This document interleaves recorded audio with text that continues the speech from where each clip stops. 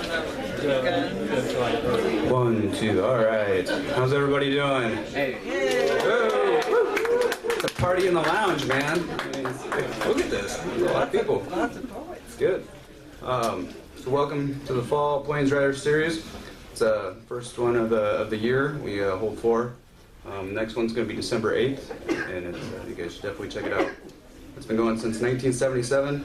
And it's here to showcase the best, most awesomeness writers. Can I say that? Why not? All right. The writer, I'm making stuff up here. For 1 o'clock here, we got 2 readers. We're going to have David Wyatt and Greg Kosmicki. Both walked up here without their books. They both have books out today from the WSC Press. We're really excited. Look, you got them? Excellent. Hold them up. Please make sure you check those out. I'm going to talk more about them throughout the reading. I may even interrupt readers. Who knows? Just some quick updates before I start in on their bios here. There's the book table back there. Check it out. From all the authors, plus the Judas Goat is going to be free today and free tonight at the Slam. So if you haven't gotten a copy, please grab one. There's a lot of good stuff in there. Yeah, there you go. Sing Without Delta has a bake sale back there. Lots of goodies, cookies, and 50 cents goes a long ways back there. So check it out. Poetry Slam tonight starts at 7. If you want to read, you need to be there. Registration starts at 6. I have a feeling it's going to be a rather large slam. I'm not sure. We'll have to see how many people we can get in. Grand Slam. That's right. Cubby style. So if you want to read, you need 4 poems and $5. Be there at 6 o'clock. If you want a table and somewhere to sit, be there at 6 o'clock. Come down there. There'll be lots of prizes. It's going to be awesome. I'm glad you guys came here. We're going to mess around with Facebook on here too, so we may be filming this. Got to tell you that, David, no pressure. We're going to start with David Wyatt. His new book is Gathering Place. I'm going to just read a little bit from his bio. Born in Southern California a year before the war ended of World War II, spending his childhood and early 20s in the Golden State, an agricultural and horticultural paradise well into the 50s. Before and after time in the U.S. Army in the mid-60s, Wyatt attended San Diego State, the University of Nebraska, Omaha, and the University of Oregon, where he held a graduate teaching fellowship in creative writing. He's also lived in Illinois, Long Island, Seattle, working and now working various jobs. He has been employed at UNO's Criss Library since 1996. Wyatt was awarded a Distinguished Merit Fellowship from the Nebraska Arts Council in 2006 and won an inaugural Loraine Williams Poetry Prize from the Georgia Review in 2013. His work has been published in ABZ, the Christian Science Monitor, Prairie Schooner, Natural Bridge, the Georgia Review, and Poetry. He lives in Omaha with his wife Susan, and Gathering Place is his first full-length collection of poetry, which we are very happy to put out there. So please put your hands together. David Wyatt.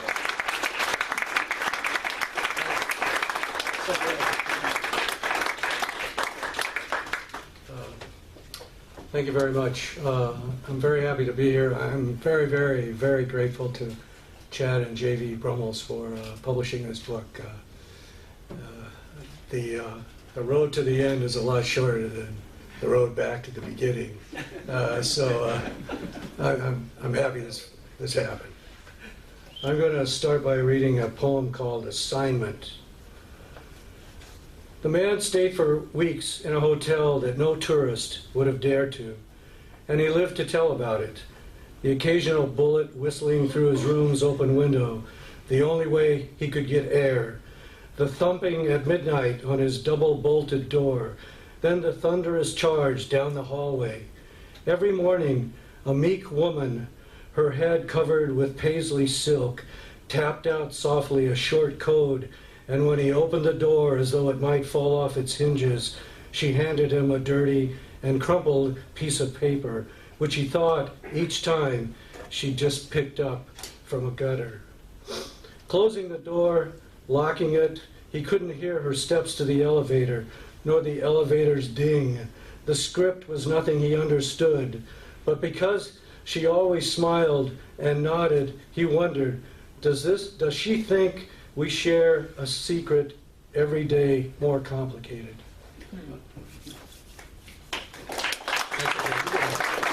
You can hold applause.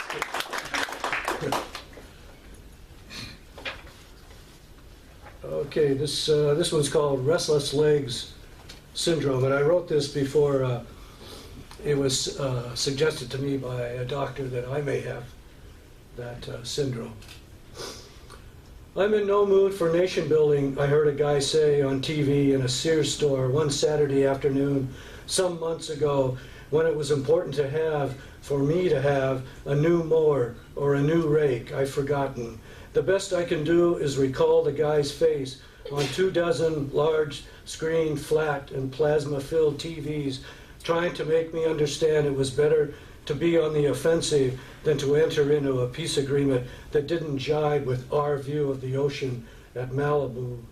Driving home, having bought nothing, I saw a family encamped under a freeway overpass, a child waving at me as if surrendering, and scarcely a day goes by that I don't knock on my neighbor's door and ask him where we are in the process.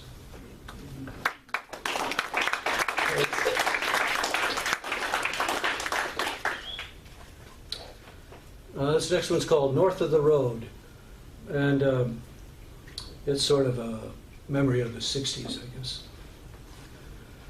Overnight, the subjects we talked about thinned out. Verses recited were down to none. A few of us emptied our pockets of loose tobacco and lay on the floor, recalling sleep was an answer to everything. Night thoughts, fears. If one could sleep at any hour in a stranger's house, then how bad could things be? Smell of cat piss, of car repair, cigarettes, smell of coffee before one had a chance to open a dream book, early light simply pushing events along. The fact of one girl's unattractiveness following a night of being in love with her, now that was finished, and the light across the abacus lying between the girl and a silver hash pipe brought sadness no one had discussed earlier in the ripeness of evening, when even Detroit was made a sacred name. Never mind Bolinas within a eucalyptus grove, nostalgia's perfect tableau. Grand Junction was on somebody's map, then an endless day to reach Ann Arbor, grad school, investment banking, a career at some point, very big salary, Camus in the distance as much as rear end and Chevys. I can't be better than I am was one line I remember a person wanted to use in a song.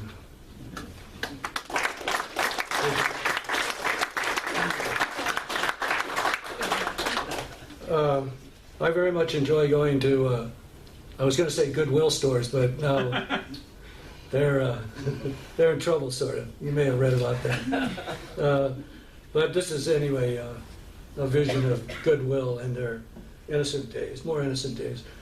Chinese ceiling fan importers. I can find what I want in the Goodwill store. Hats with felt brims, white shirts holding all their buttons, inch-long cuff lengths carrying my initials, none of them matching.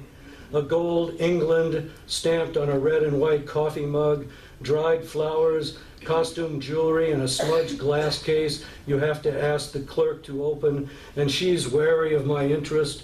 Her co-workers busy unloading a truck in the back, new furniture, long tables for large families, a reader's nightlight, transistor radio left inside an old desk drawer, a fan from Yunzan, wine racks, gilded mirrors. I found $9 in a sport coat pocket. How were they missed? Gravel and gum wrappers thrown away. The coat didn't fit, but I bought it. Herringbone tweed, suede patches at the elbows. It smelled of tobacco, but I could have been imagining the 9 sonnets the professor, former owner, kept up his sleeve. In a college town, you hope for sudden meaning. On a limestone campus, you put faith in the shop windows on Massachusetts Avenue because nothing stops you, no outside world. The one oven for sale in Goodwill has no door.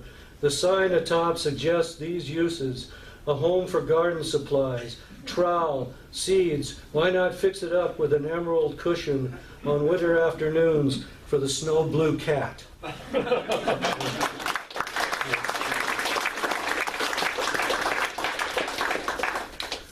Okay, this is called Backstage. Waiting for my turn to go on, I do magic tricks till my hands catch fire, and soon are ashes on the floor. None of us standing behind the curtain, me included, gets upset. It's magic after all, which coincides with any real effort. Applause from the audience for the performer out front is good enough for now, as the jokes persist and one of us sweeps up the ashes and dumps them into my coat pockets. Props for a later show, leaving it to another, an Albanian troubadour to keep us entertained, no one knowing when the act on stage will be finished. The audience laughing as though the aisles are filling with tears. It could be the performance of a lifetime. We can't wait to congratulate the guy. I think of slapping him on the back and leaving traces of cinder. His mother, who sent him to Yale, the story goes, by scalping theater tickets on 43rd Street, has a second row seat. The Albanian tries to set the curtain on fire with a gypsy number, but the fabric won't ignite, and the applause, louder than incessant waves against rock, keeps us from hearing the song's ending, which we learn when the theater is empty. Held no terrible love, no Adriatic Sea.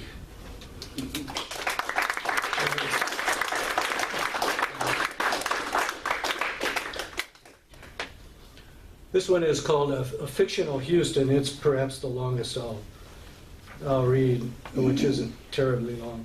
And it is entirely fiction. I've never been to Houston, and I cribbed a few specifics out of various books. I'm too old, of course, to go on Google with any intensity.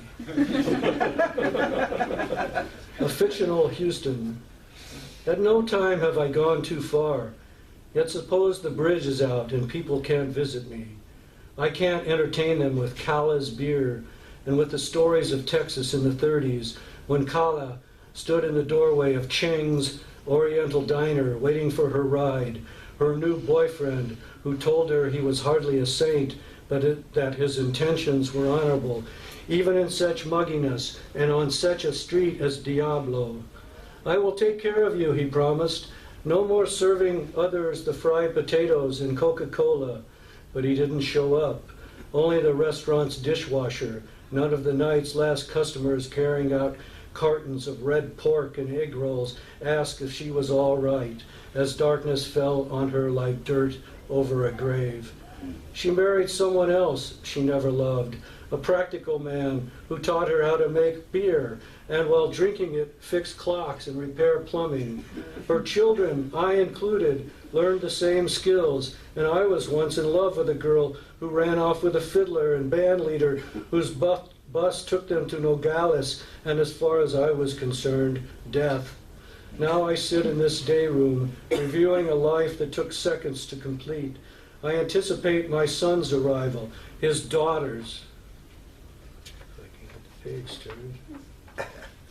My palsy setting in. Perhaps she has her own family and a job. The nurse comes up to me and begs for my secrets. For the beer, I have no recipes, I tell her, impatiently, as though she's keeping me from remembering.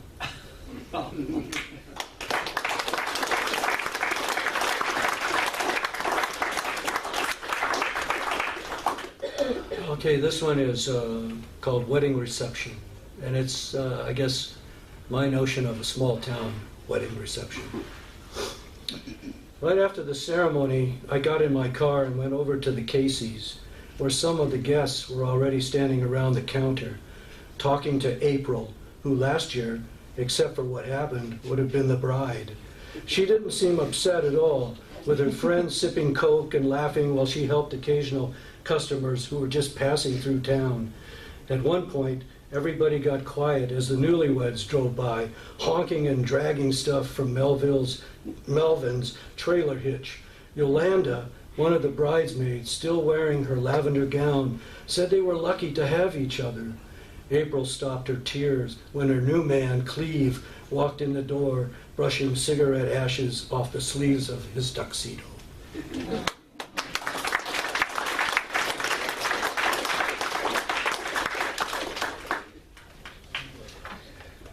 After a funeral. Peeling back the narrow shadows from between houses, you found more layers of misunderstanding.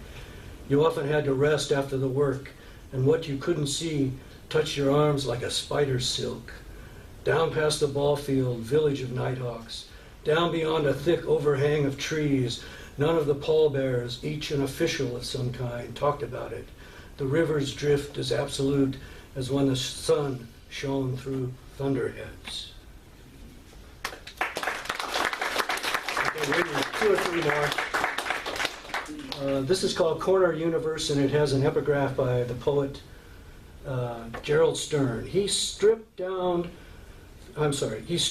down the way men in their 50s do.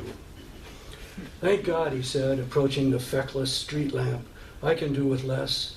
I found out how to get rid of the years without dying by emptying the windows of light as well as my pockets of coins and of old phone numbers belonging to no one. I ordered the floors of my room swept clean, and I was holding the broom for weeks until October I set it down in the dust among curled up sow bugs circling the fridge.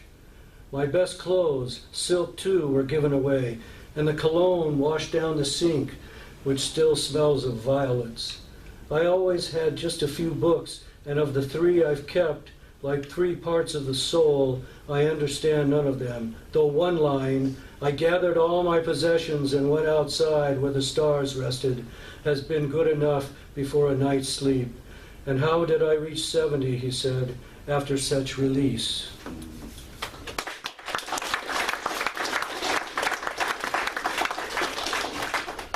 Okay, 2 more. Shore is the next to last. Some of the birds have taken applause more often than he who sits at the right hand of God.